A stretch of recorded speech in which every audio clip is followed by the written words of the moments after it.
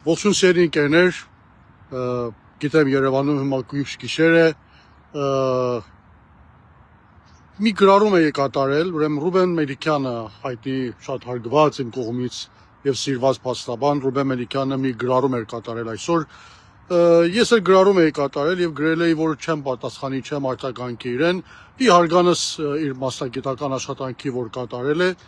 բայց հետո մտածեցի, գուցե ինչ-որ, այդպես ասած, զրույց ունենալու անհրաժեշտություն այս հարցում կա, պատճառն այն է, որ ամեն դեպքում Ռուբեն Մելիքյանը սովորական անձնավորություն չի, հասարակության կողմից խիստ հարգված, սիրված անձնավորություն է, իդեպ նաև իմ կողմից, իր մասնագիտական, հսկայական եւ անգնահատելի աշխատանքի համար, որ ինքը կատարել է եւ կատարում է, դա որ վիճակման առարկա չի կարող լինել երբևէ, եւ նաեւ հետիրը պայլած այդ հեղինակության պատճառով իր արտահայտած մտքերը երբեմն նաեւ որպես այսպես ասած հիմք է կարող ծառայել ժողովրդի կողմից, ինքն ունի մեծ լսարան եւ բնականաբար եթե ինչ-որ տեսակետ է արտահայտում, ինչ-որ միտք է արտահայտում, դա կարող է ընդհանրապես դառնալ ընդհանուր մի բան, հասարակության կողմից ընդունվելի եւ ընկալելի տեսակետ համարվել։ Հետաբար ես կարծում եմ, եթե ինչ-որտեղ մի բան սխալ է հնչել այդտեղ, գոնե պարտականություն ունենք ինչ-որ կերպով զրույց ունենալով, ոչ թե արձագանքել կամ պատասխանել, տեսակետներով կիսվել եւ ասել, որտեղ է Ռուբեն Մելիքյանը դժբախտաբար սխալվում այս հարցում եւ ինչն է իրականությունը, ինչ է ճիշտ։ Ես հիմնականում խորագիրն էլ այս լայվինը ոչ թե դրեցի պատասխան Ռուբեն Մելիքյանին, այլ մեկ այլ բովանդակությամբ դրեցի, որ վերջին օրերին շատ է խոսվում, ով բերեց Նիկոլին։ Հիմնականում այդ հարցն էր տվել նաև Ռուբեն Մելիքյանը, դա համարել էր տաքսիստի մակարդակի անորակ հարց, որից արժեք չի ներկայացնում, իմաստ չունի։ Ես ուզում եմ բացատրել, թե ինչու այդ հարցը կարևոր է եւ ոչ թե դա տաքսիստի մակարդակի հարց է,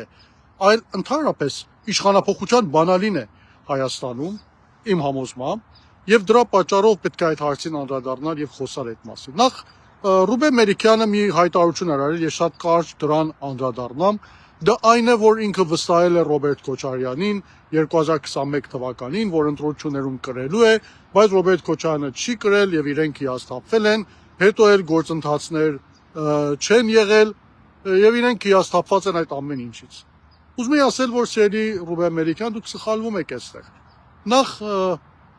ցանկացած ընտրություն, դուք իրավաբան եք, գիտեք, ցանկացած ընտրություն ամեն դեպքում իր մեջ պարունակում է թե հաղթանակ, թե պարտություն։ Վերջնաշով, եթե դու 100%-ով հաղթած ես արդեն այդ ընտրությունների մեջ, դա այլևս ընտրություն չի կարող կոչվել։ Եթե կա ընտրություն, ուրեմն դրա արդյունքը կարող է լինել ինչ-որ 50%-ով կամ որոշակի տոկոսով հաղթանակ, որոշակի տոկոսով պարտություն։ Դժբախտաբար 2021 թվականին ինչ-ինչ պատճառներով հնարավոր չեղավ այդ ընտրություններում հաղթել եւ դա չեմ կարծում միայն Ռոբերտ Քոչարյանի մեղքով է եղել, ասել է որ ես ինչ գիտեմ, խախտի եւ չի խախտի։ Չեմ կարծում Ռոբերտ Քոչարյանը մեզանից որևէ մեկին, որ իր աջակիցն է կամ հասարակության որից է մարդու գրավոր թուղթ է տված եղել, որ այս ընտրությունների արդյունքում ինքը հաղթելու է։ Ինքը ընդամենը իր ծրագիրն է ներկայացրել, իր պատկերացումն է ասել եւ դժբախտաբար բոլորից կամքից անկախ դա չի ստացվել։ Բայց այն որ հետ ընտրական գործընթացներ չեն եղել, ես այդ հարցում կներեք, էլի ձեզ հետ համաձայն չեմ։ Ինչպես կարող է ընտրական գործընթացները տեսած չլինեք, այն գործընթացները, որոնք այդ ամբողջ ընթացքում տեղի ունեցան 2021 թվականի ընտրություններից հետո։ Բազմաթիվ գործընթացներ են եղել, փողոցով իշխանապողության փորձեր են եղել, շարժումներ են ձևավորել։ Դրանք գործընթացներ չեն, բայց դրանք ինչ կարելի է անվանել։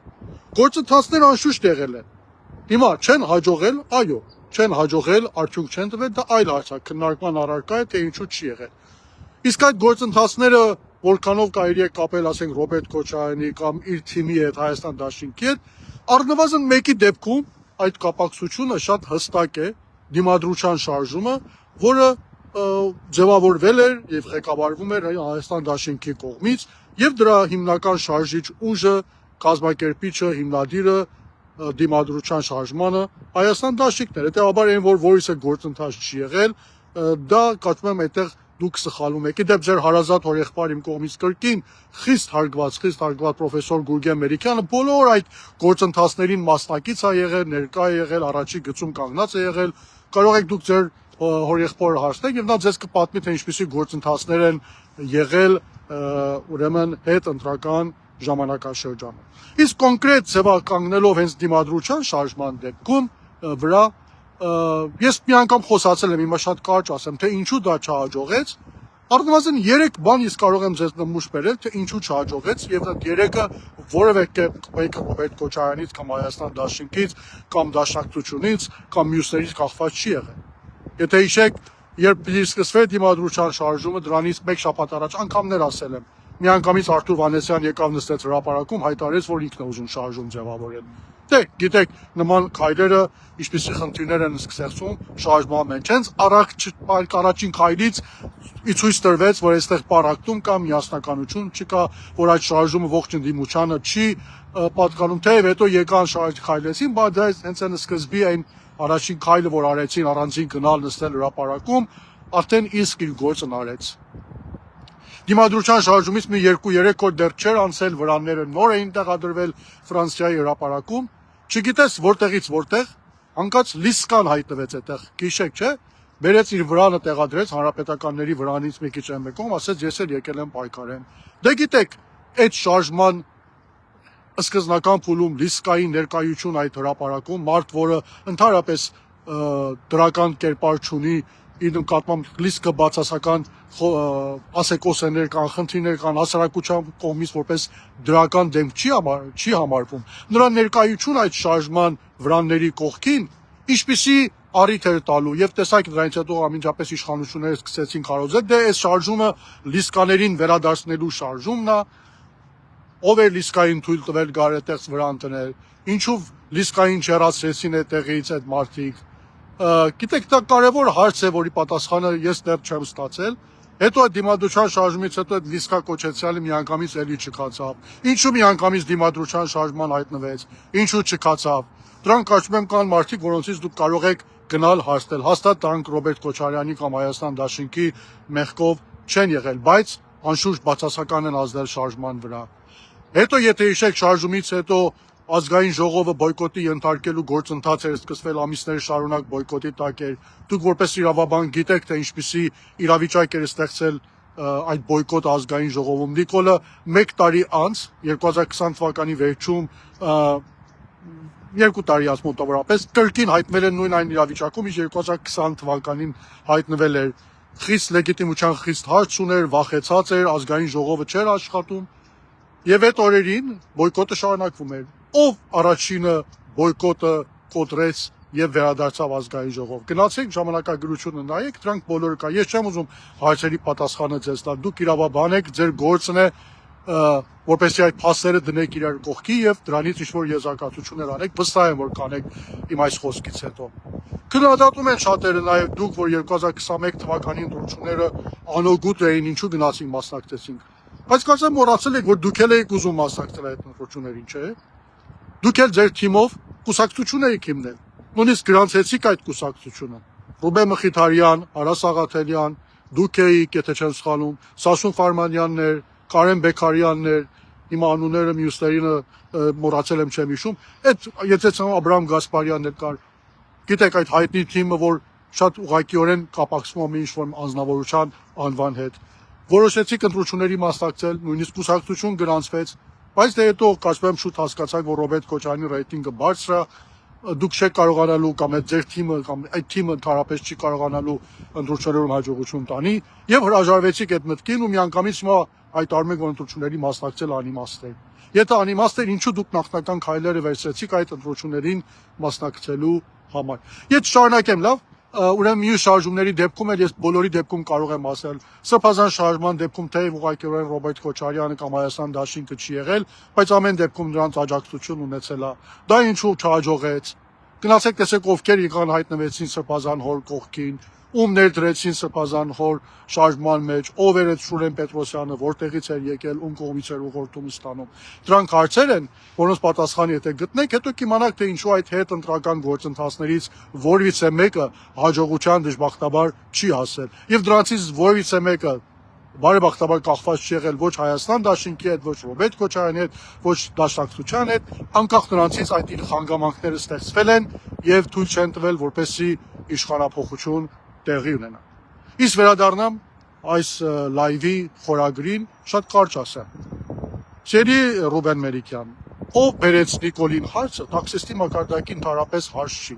Այո, եթե առերևույթ ենք նայում որպես հարց, այդ 2-3 բառերը վերցնենք իրար կողքի շարված այդ նախադասությունը հարցական, կարող է թվալ անմակարդակ, անորակ, անիմաստ հարց, ինչպես որ հիմա են ասում, դե կարևոր չի գտնել ով է Նիկոլին բերել իշխանության, կարևոր է այն պատասխանեն հարցին, թե ով կարող է Նիկոլին հեռացնել իշխանությունից։ Բայց իմ համոզմունքն է, մինչև դուք են առաջին հարցին չեք պատասխանել, այս երկրորդ հարցի պատասխանը, ճիշտ պատասխանը իհարկե, չեք կարողանալ գտնել։ Մյուսները միացածը կլինի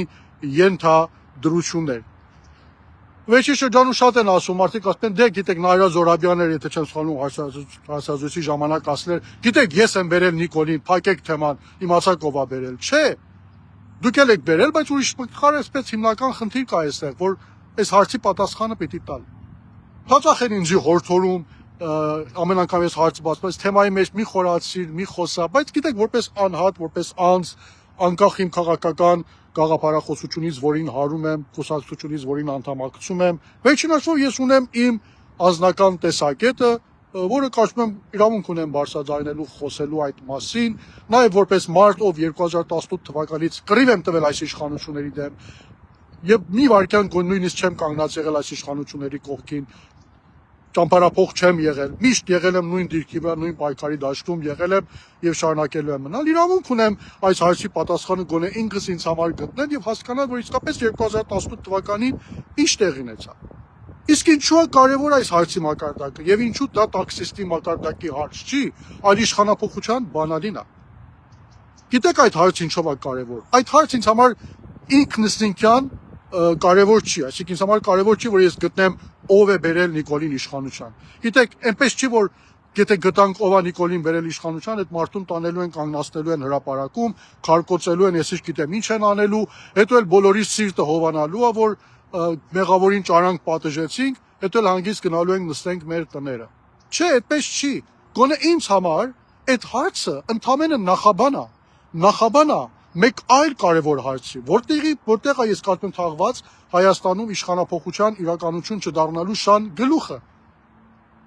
Այն մարդը, որ բերել է Նիկոլին իշխանության, պատահական չի բերել Նիկոլին իշխանության։ Այնպես չի եղել, որ առավոտյան քնից զարթնել է, ասել է դե այսօր ինչ գործ անեմ, ինչ ունեմ անելիք, բան չի ունեցա անելիք, ասել է դե հիմա այսօր Նիկոլին բերեմ իշխանության։ Չէ, այդպես չի եղել։ Պատճառ է ունեցել, նպատակ է ունեցել։ Ինչու են Նիկոլին բերել իշխանության։ Ախա այս են հարցն է, որ պետք է շարունակությունը լինի, ով բերեց Նիկոլին իշխանության հարցի։ Այսինքն երբ գտանք ով է բերել Նիկոլին իշխանության հարցին, հաջորդ հարցը պետք է լինի. ինչու բերեց նա իշխանության Նիկոլին։ Քանի որ մինչև այս հարցի պատասխանը չենք տվել, տեղից առաջ չեն կարող շարժվել,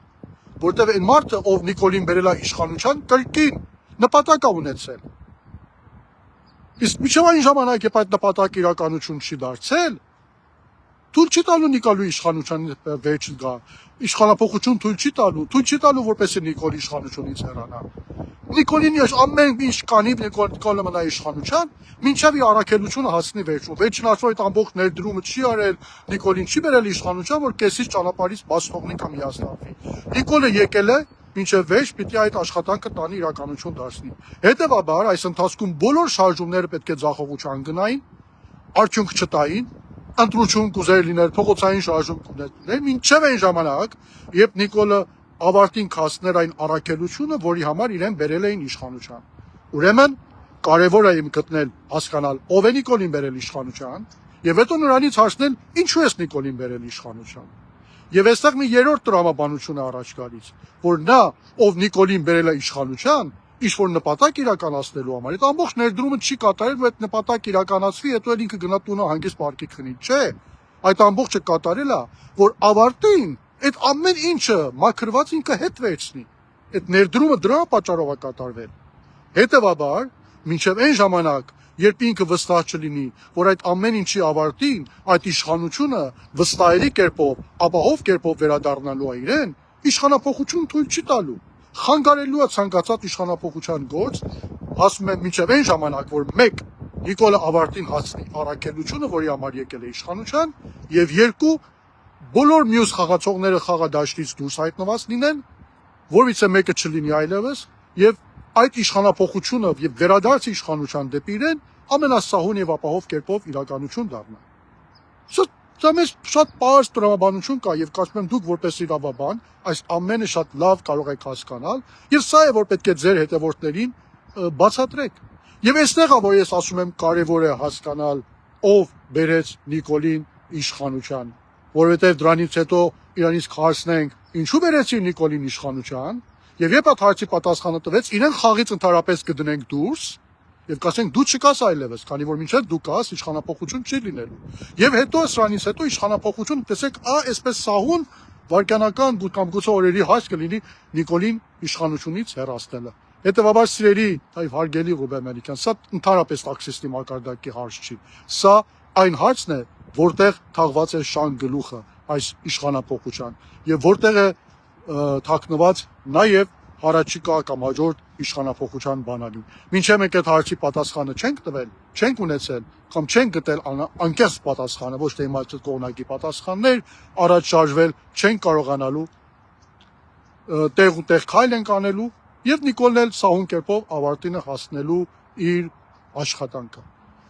Ես չգիտեմ դուք ինչ տեսակետի կլինեք, ինչ տեսակետ եք կիսում այս դժբախտաբար ասեմ ջրբաժան ա եղել, ինչ ա եղել ընդդիմության այս ներդաշտում, պետք է լինի անխուսափելի, միտեղ մենք հանգեինք ամեն դեպքում այստեղ, դուք որ մեկ կողմում կանգնած կլինեք, գոնե անձնապես ինձ համար կարևոր չէ, դուք ինձ համար մնում եք խիստ հարգված Ռուբեն Մելիքյան, ով ասում եմ անգնահատելի փաստաբանական, իրավաբանական աշխատանք է իրականացրել, ես ինձ որից է դեպքում թույլ չեմ տալու ոչ վիճարկել ձեր տեսակետները, ոչ վեճի բռնվել ձեզ հետ, ինձ համար խիստ հարգելի անձնավորություն եք, ձեր կատարած աշխատանքը, բայց այս բացատրություն ուզեցի ներկայացնել, որտեղ ասում եմ դուք ունեք մեծ թվով հետևորդներ, ձեր խոսքը ժողովրդի կողմից ընդունելի եւ ընկալելի է եւ չպետք է ժողովրդին ապակողմնորոշվել եւ դեպի սխալ ուղղության տարել ինչ որ որոշակի նպատակներով։ Շնորհակալ եմ ժողովուրդ ջան, որ լսեցիք այս լայվը, հետևեցիք ինձ։ Ես մի քանի նախկին գրառումներից մեջ խոստացել եմ, որ այս վերջին իշխանական այս խոսակցությունների ակունքների մասին, նպատակների մասին, նախագահ Քոչարյանի դեմ սկսված այս արշավի հիմնական նպատակների մասին, սցենարի մասին, որը պլանը, որը մշկացված էր պետք է լիներ, բայց մինչև այսօր իմ համոզմամբ ձախողել է իրականություն չդարձել, դրանց մասին պիտի խոսեմ։ Կարծում եմ, եթե Աստծո հույսով, եթե ժամ ունենամ, վաղը ավելի մի քիչ ավելի շուրջ ժամի երեկոյանը Երևանի ժամանակով արիտ կունենամ լայվ մտնելու եւ մանրամասնությամբ այնտեղ փաստերով կխոսեմ այն մասին, թե այս ամեն ինչը որտեղից սկսվեց, ով էր հիմնականում եւ դες վստահեցնում եմ հանրապետականները չէին, հանրապետականները իրենք իմ համոզմամբ գուցե սկանդալային լինի հայտարարությունս, իրենք էլ մի տեսակ այս ամեն ինչի զոհն են գնացել, իրենց էլ մի ինչ-որ ուրիշ ուժ մատաղ է արել ինչ-որ որոշակի նպատակներով, դրանց մասին ես կխոսեմ վաղը մոտավորապես մի քիչ ավելի շուտ, հավանաբար առավոտյան ժամը 10-11-ի շուրջ, նախապես կգրեմ իմ Facebook-յան էջում։ Շնորհակալ եմ, որ հետևեցիք ինձ, լավ մնացեք, վստահ եմ, որ ամեն ինչ լավ է լինելու